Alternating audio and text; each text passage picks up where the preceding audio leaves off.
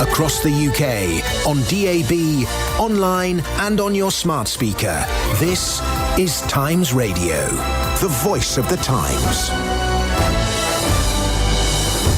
Good afternoon, to Alexis Conran here on Times Radio, keeping you company until 4 o'clock. Plenty to come on the show. Now, at this time every Saturday, we focus on the environment and the climate crisis. And this year, in 2025, was the year that Extinction Rebellion had hoped that the UK would achieve decarbonisation. In 2018, when the organisation was founded, that goal already seemed, well, a bit ambitious, to say the least. But as the founder of Extinction Rebellion has said this week, it's painfully obvious that not only are we nowhere close to meeting that goal in the next 12 months, but the path to net zero emissions anytime soon is looking long and arduous. And we should stop thinking of decarbonisation as a silver bullet solution to climate change. Rupert, founder of Extinction Rebellion, is now the co-director of the ClimateMajorityProject, and I'm delighted to say that we're joined by him now. Rupert, thanks for giving us your time. Hello, good to be here. Just one tiny correction. It would be truer to say that I helped launch Extinction Rebellion. A few other, even more venerable people were, strictly speaking, the founders. Well, thank you for that correction, Rupert. But let's look at that vision that Extinction Rebellion had at the time that we would go net zero by 2025. Was that overly ambitious?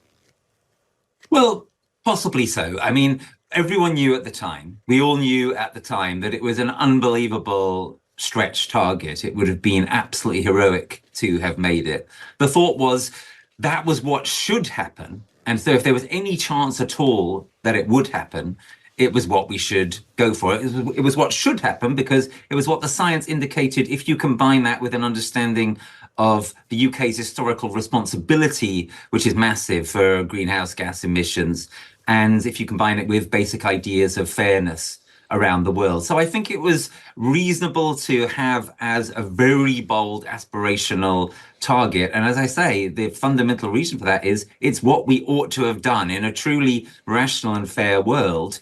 We would now be at something like zero carbon.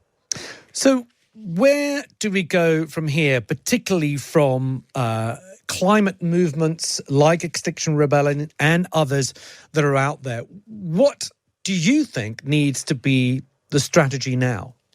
Yeah, so the argument that I've been making in the Guardian newspaper and in my book, my new book, Transformative Adaptation, and elsewhere, is that given that we have so absolutely fundamentally failed to reach this literally, in a sense, vital target, we have to have a kind of fallback position now. And the fallback position can't just be, oh, well, then we'll get to zero carbon in 2030 or 2035 or whatever. We have to accept the brutal reality that there are consequences to our failure to go net zero by 2025. And we've started to see pretty graphically, right, what those consequences are. We've started to see temperatures shooting up. And when there's more energy in the system, we've started to see truly horrendous weather disasters, the insanity of the flooding all over the world, basically, last year, including in this country being basically the latest huge example. So the argument that I'm making now is that it's time to fully tell the truth in relation to how bad the situation is and not give people false hope any longer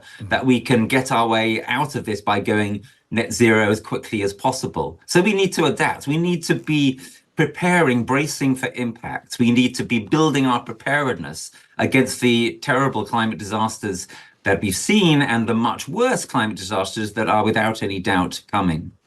Do you think, though, that some of the arguments have not landed as was once hoped? This idea of getting corporations alongside communities to work together, because what the data tells us when you look at the polling, for example, more specifically, is that the majority of people are well behind doing something in order to get to net zero by 2050. They think it's a really, really important issue. But when you dig deeper into the polling, when you're actually starting to ask people to move to a heat pump, for example, or buy an electric car, that's when the resistance happens. It's all very well to say, well, this is the right thing to do and we need to all work together. But if it's going to cost people an arm and a leg to do it, that's where you lose communities. And we still seem to have failed to convince people that they need to take action?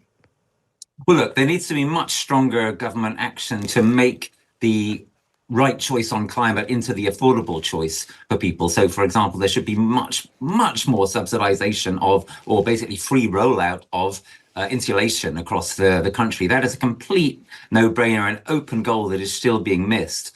But look, the key point about the argument that I'm trying to make now is that it isn't enough to approach this from the perspective of decarbonisation. The way I think we appeal effectively to that majority who you mentioned, the climate majority who are behind serious action but are not yet fully sold on how we need to deal with that, the way that we get that majority fully sold on the way to deal with it is by highlighting climate impacts, is by highlighting climate vulnerabilities, and by highlighting the things that we can do to reduce those vulnerabilities. So one example is insulation. I mean, the beautiful thing about insulation and retrofit is it's a kind of win-win-win. You lower your bills, you improve your resilience, because it means that you are better insulated, obviously, in the case of cold weather and winters. You're also, if you do it right, better ready to deal with heat waves in summer. So retrofit is an example. There are a number more of how you can hit win-win-wins here. If you approach things not just from the perspective of how do we reduce our carbon emissions, but also from the perspective of how do we individually and collectively reduce our vulnerability to climate impacts. Other examples would be taking much more serious action on, obviously, flood prevention. We could talk about that in detail, or on fire prevention, which is going to be a big coming thing, unfortunately, in the years ahead. That's the key shift that I'm suggesting, that we're suggesting.